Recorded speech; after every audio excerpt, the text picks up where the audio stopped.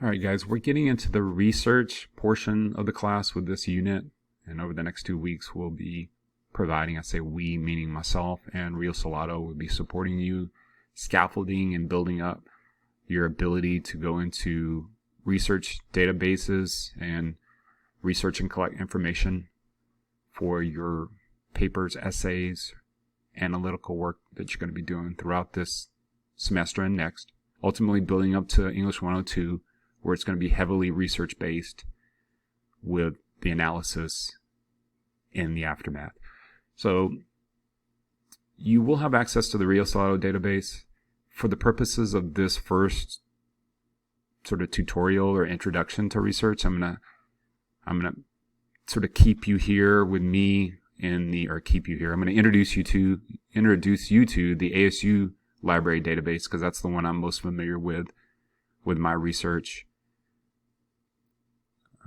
Both of my graduate degrees, I spent a lot of time in the ASU database, and it's great because it's all online now, and it's very easy to access all this information, millions of journal articles and research materials, and you don't even have to step foot into a library.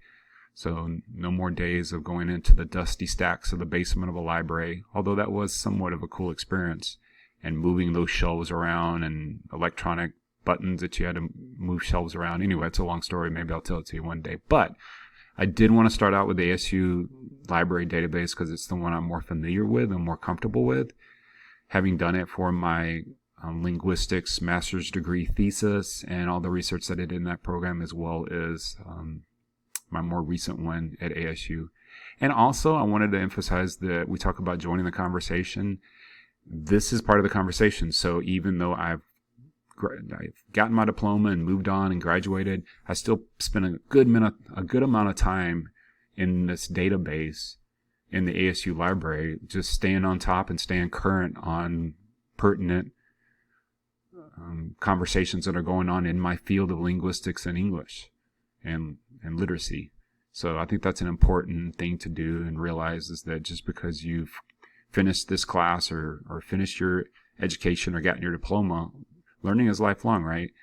So I use that metaphor of joining the conversation in this class and being part of the conversation. I think it's also important to emphasize, at least in my case, continuing the conversation, not just grabbing that diploma and then just, looking in that rear view mirror and then just driving off into the sunset, but actually staying current and continuing to be a part of the conversation. So that's what I try to do. So I still spend quite a bit of time staying on top of things in my field through these databases, this one in particular, ASU Library. So let's talk about this. So here you see I'm searching for journals, articles, which I don't know, maybe Sarah can help us make a distinction between these two. For me, journals and articles. Journals are the actual, where the articles are contained. I guess that's the way of looking at the distinction. I think of it as journal articles, but the journals are actually the books or the periodicals or the what's published quarterly. You have the articles within those journals. You have the books. Then you have magazines and newspapers. I do want to emphasize, for a database like this, when you do search, just understand that you're mostly going to be getting articles and books, articles and journals, and then books. You're not going to be getting a lot of magazines and newspapers unless you do a specific search for that. Now, let's say we're talking about rhetoric, right? In this unit, we're talking about rhetorical appeals. We're going to be talking and researching speeches. So let me think. Speeches in general, maybe political speeches comes to mind. So let's say I want to do a search on political speeches. Okay, this is just part of, in your initial stages, the brainstorm and invention phase of the writing process, which we're all familiar with at this point. So I could simply do a search for political speeches, right? Political speeches. Pretty broad. I mean, that would include this country and other countries. That would include every election. That would include every speech before and after elections. That would be pretty broad.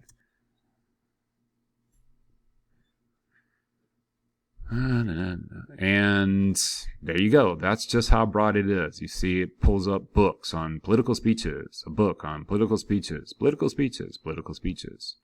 All right, we start getting a little bit of a subset here. of the complexity and ideology of 381,000 political speeches. So you can see this is not necessarily fruitful. This is fine to just start your brainstorming and start, making sense of everything. Political speeches, Rome, Italy, November 10th through 12th, 2010. I guess that was some sort of symposium or something of papers that were collected for that. So you can see we're just not in a really good spot if we do that type of search. So let's look, and you can see it's already populating something I searched for earlier. Let's look for political speeches, rhetoric. I'm going to throw that in there, and I'll explain why in a minute. 2004 election. Okay, so we're not just talking about political speeches, but I'm throwing a keyword in there, rhetoric. That's what we're talking about, right? Rhetoric and rhetorical appeals. So let's see if we can narrow it down a little bit and see if that can be of help.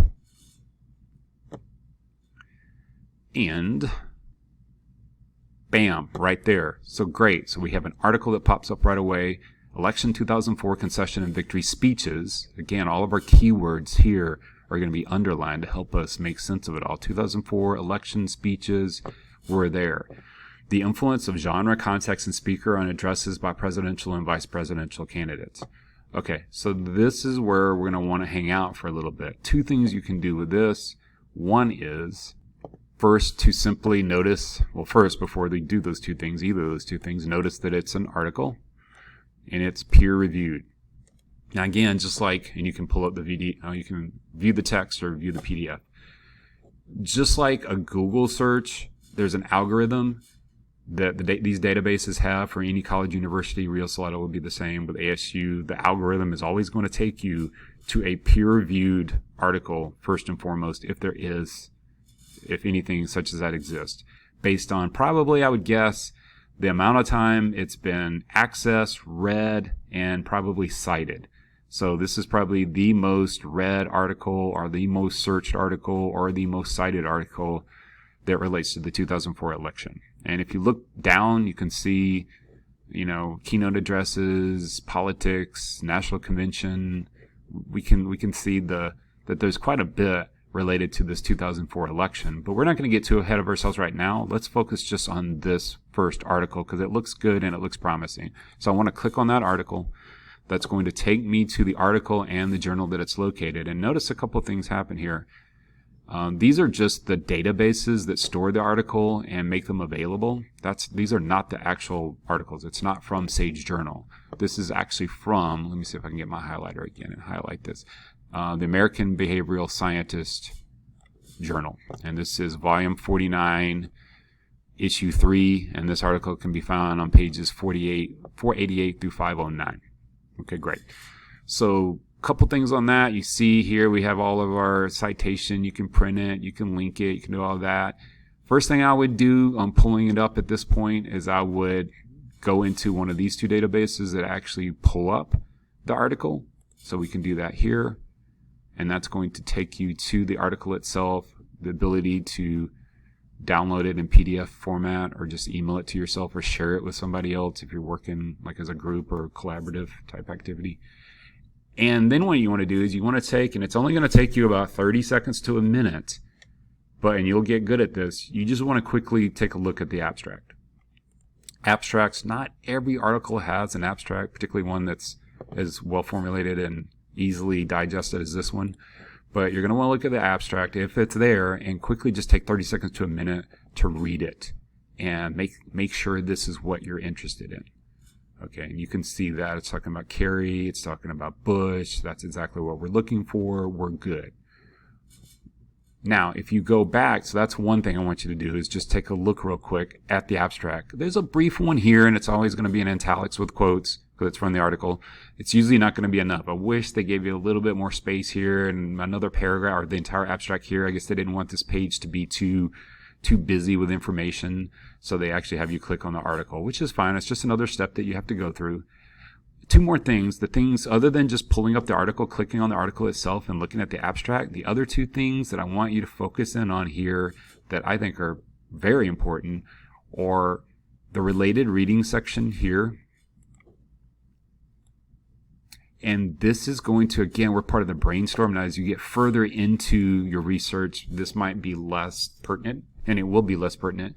But in the beginning, in the brainstorm phase, you're going to want to look at related readings or things that are similar. 2 reasons. One is screenshot it, open it up in a new tab, do whatever you have. You guys see all the tabs I have? This is one of the reasons, because I'm constantly just opening things up, and I'm too much of a pack rat to ever get rid of them, and I'm too lazy to make it any more systematic than that. Just open up another tab. But what I recommend you do is just see if you can follow maybe a path towards something that's either more interesting to you. So this might have been your initial interest level, but you actually could go deeper and more narrow to maybe just Hillary Clinton. Hillary Clinton's campaign rhetoric might be something that you would want to focus in on more so than the 2004 election. And that could also connect to 2016, right? Or triumph and defeat. What about researching the rhetoric of politicians that lose? That would be interesting. Or perhaps how race factors into presidential rhetoric. So these are all interesting sort of side trails that you can chase down a little bit. I don't want you to get overwhelmed with side trails. This is a problem that I have myself in research, is I'll get so enamored with all these things. Oh, wow, yeah, Hillary Clinton's rhetoric. Wow, I want to know all about that. And defeat rhetoric and discourse. Yeah, I want to spend, I could spend, an entire semester just talking about that or researching that. Got to be careful though that you don't get enamored with chasing too many rabbit holes. It's going to take you. It's like hiking on a trail, right? It's okay to take that little outshoot to kind of explore a little bit, but you don't want that to take you too far away from your main path, if the main path is where you want to stay. Now, if you want to follow one of these little rabbit trails and have it just lead you wherever it leads you because you're curious, then by all means do that. But what I'm just saying is, don't continuously allow rabbit trails to define your research experience, even unless you just have a lot of time in the invention phase. But at some point you gotta control that. At some point you gotta just take a deep breath and say, okay, I've gotta limit this to 2016 or 2004, or just the rhetoric of defeat. It would be interesting to consider race in that, and Hillary Clinton specifically, but let's just focus on this.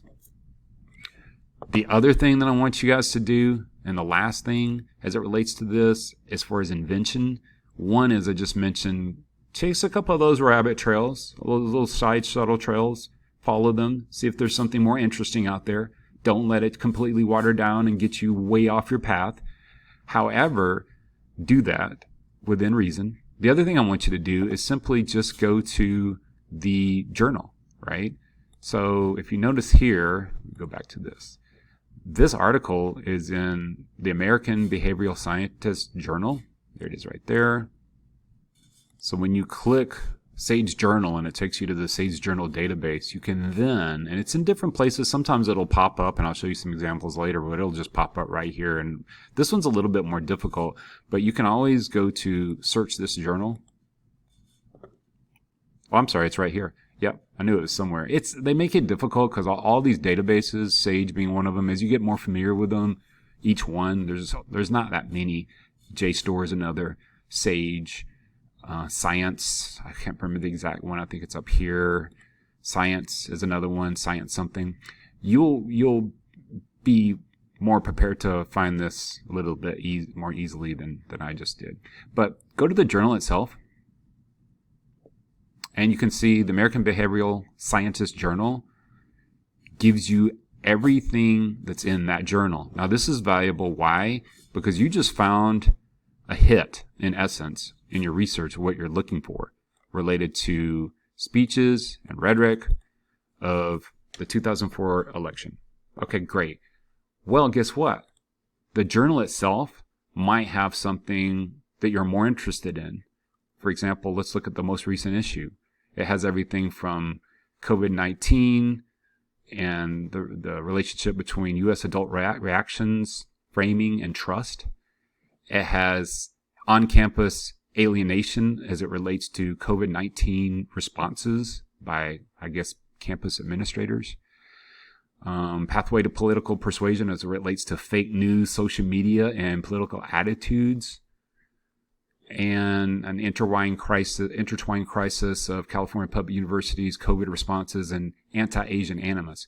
Okay, so you might, and again, go to the journal because you just found a hit, and I'd never heard of this journal before, and this is what makes this valuable, is because the article I just found is in this journal. So guess what? Maybe this journal is where I need to hang out for a minute or two to find other material, other research ideas. Invention stage, you can find things that maybe interest you more. So you might have started with the 2004 election and political rhetoric as your initial research, and all of a sudden now you're going to be researching the politics of persuasion and social media and fake news and how that correlates with political attitudes of constituents. So there you go. And by the way, if you were to search this article, then we're in the same phase where we're looking at the abstract, and you can look at other things that have been cited in relation to that. We'll get to that later. But good way to build on that. Two other reasons you need to be searching the journal. One is find out what's most read. So for whatever, what's most read is probably what most people are interested in and most people are talking about, and something that matters. So what's most read? Whoa, fake news is right there. Reporting in the pandemic is right there. Okay. So things that you might be interested in, if other people are researching this and reading about it, it's probably something you're also going to be interested in as well. And guess what? It's probably going to be something that your reader is going to be interested in when you write about it. So I think that's critical. And one last thing I want you to do, or a couple last things I want you to do, look at most cited. So articles that are most cited are going to be the most reputable and the most influential articles or trending in that direction in the field that uses that journal. So if a journal like American Behavioral Scientist has a most cited article, such as does media literacy help identification of fake news? Interesting. Fake news, not simply false information, right? So the rhetoric of fake news and our interpretation of that looks like that's a hot topic right now. So maybe that's something, again, trending is the same thing. Misinformation, all of this, big lie, fact checking as it relates to fake news or the perception of fake news. So this is all very timely.